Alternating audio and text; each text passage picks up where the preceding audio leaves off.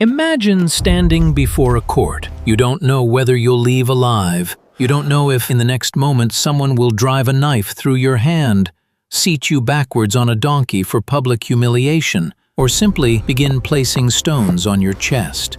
Welcome to medieval justice, where verdicts were theater, punishment had to fit the crime like a key fits a lock, and where the best lawyer in the courtroom sometimes never spoke a single word. England. The year is 1350. A man has killed someone. The case is clear. Witnesses saw it. The evidence is there. The jury already knows. In a moment, he will hear the death sentence. But then he stands up, opens his mouth, and begins to recite in Latin. Miserere me, Deus, secundum magnam misericordiam tuam. And he walks free. For centuries in England, there was a rule called the benefit of clergy, a privilege that allowed clergy members to be tried in more lenient ecclesiastical courts instead of royal ones. And the church did not sentence people to death. To prove you were clergy, all you had to do was read a passage from the Bible. Specifically, Psalm 51, always the same one. Judges accepted the recitation as proof, and since murderers had time before their trial, they memorized it. Elizabethan courts applied this privilege to over 90% of the accused, at a time when only a handful of people could read. A murderer would recite the psalm, the judge would nod, and the man would walk back onto the street, legally. The next day, he could start all over again. The system knew it was absurd, and for 3 centuries, it did absolutely nothing about it. Germany, late Middle Ages. Imagine your neighbor has been poisoning your life for years. Arguments over the fence, shouting, constant accusations. Eventually, the case goes to court. The judge delivers the verdict. And then, someone arrives with a wooden device shaped like a violin. Halsgeige, the neck violin. A wooden frame with 3 holes, 1 for the neck, 2 for the wrists. It was placed over your head and locked with a padlock. The condemned couldn't raise their hands to their face, couldn't eat properly, couldn't sleep. The court would take 2 quarreling neighbors, lock them literally together, and parade them through the town, so everyone could see, so everyone could laugh. For hours, they had to breathe the same air, stare into each other's eyes, and walk in perfect sync, because otherwise, both would lose balance. The punishment wasn't about pain. It was about your enemy being glued to your face, and both of you looking like complete idiots. History doesn't record whether anyone actually reconciled after such a punishment. I suspect they didn't. London, 13th century. John the baker woke up in the morning, baked his bread, and placed it on the counter, just like any other day, except on that day, an inspector arrived with a scale, and the loaf weighed too little. What happened next looked something like this. John was tied up, placed on a sled, a loaf of bread hung around his neck, and he was dragged through the entire city, through the market, through the streets, past his bakery, past his home, past neighbors who knew exactly what he had done and why he was being dragged along. Sounds harsh? Maybe. But in the Middle Ages, bread wasn't just a product. Bread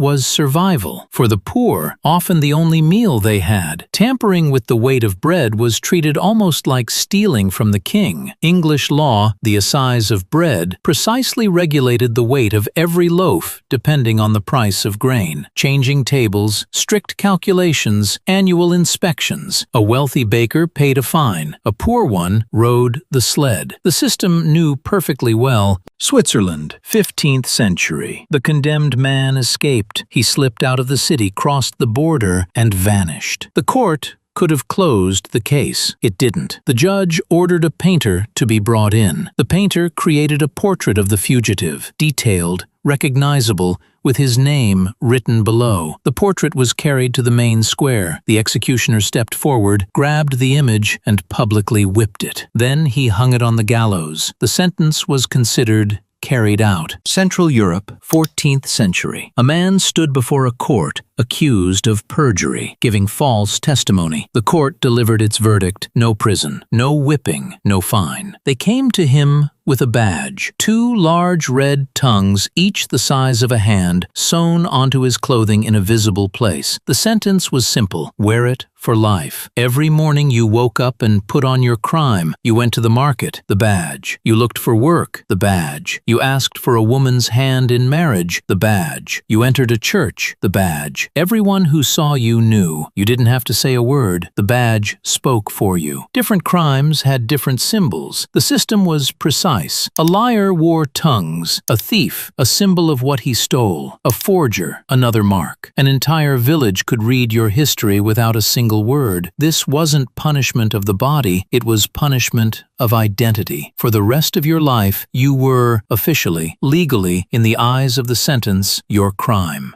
Newcastle, 17th century. A man drank too much, too often, too loudly. Neighbors had been complaining for months. The case went to court. The judge could have sentenced him to a fine, to whipping, to a few days in the stocks. He chose a barrel. A large wooden barrel was brought in, with holes for the head, arms, and legs. He was locked inside it and ordered to march through the city. There was no physical pain, just the barrel and the city, and everyone who came out into the streets to watch a man-barrel shuffling through the market. Children laughed. Merchants commented. A neighbor's wife turned it into a spectacle. The punishment also had an English name, the drunkard's cloak. The drunkard's cloak. The logic was simple. If you drink without restraint, walk without dignity. Your shame is proportional to your sin. We don't know if it helped. We do know the barrel was used regularly for decades. England, 13th century. A man stands before a judge, accused of murder. The judge asks, guilty or not guilty? The man stays silent. The question is repeated. Silence again. And then something begins that is difficult to even describe as law. Yet for centuries, it was a completely normal court procedure. The accused was stripped, placed on the floor, and stones began to be placed on his chest. One, then another, then another. After each stone, the judge would ask, "Do you wish to respond?" If yes,